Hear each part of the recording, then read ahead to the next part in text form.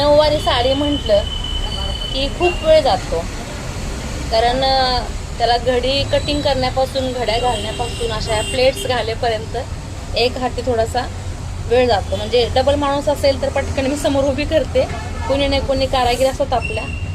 सध्या कुणीच नाही आहेत, गावी गेलेत, त्याच्यामुळं ही कालची आजवर आलेली आहे साडी. अर्जंटचं ब्लाऊज पण आलेलं, त्याच्यामुळे ह्याला वेळ लागला.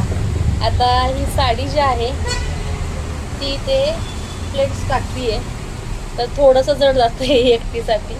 साडी मोठी आहे, 9 वार साडीमध्ये पण ही 10 वार साडी आहे, आणि थोडंसं ॲडजस्ट करायला वेळ जातो. आता वेळ पण आहे,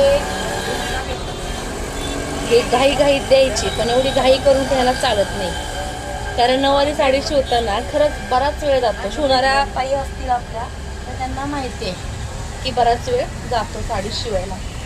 पण ज्या शिवत नाही आहेत आणि ज्या शिवायला येतात किंवा जास्त फक्त त्या चौकशी करायला जास्त येतात, त्यांचं म्हणणं काय असतं माहिती आहे, नऊवारी साडीची प्राईस सांगितली हो एवढी. आणि कोणी तर काय विचारतं माहिती आहे तुम्हाला, विचारायला आल्या ना आणि मी सांगितलं की बाबा असं असं आहे, तर त्यांचा प्रश्न काय असतो, साडी पण तुमचीच ना. आता सांगा मला, 900-1000 रुपये साडी आपण घेऊन शिवून द्यायचं म्हटलं तर आपल्या पदरी काय पडणार, होय की नाही?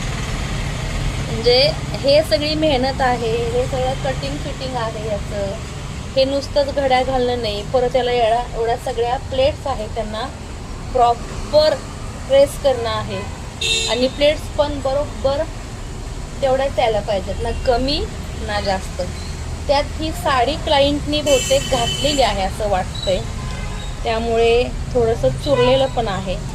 प्रेस करून घ्यावी लागली, पुन्हा शिवल्यानंतर प्रेस करायची, आता या प्लेट्स घातल्यानंतर प्रेस करायची.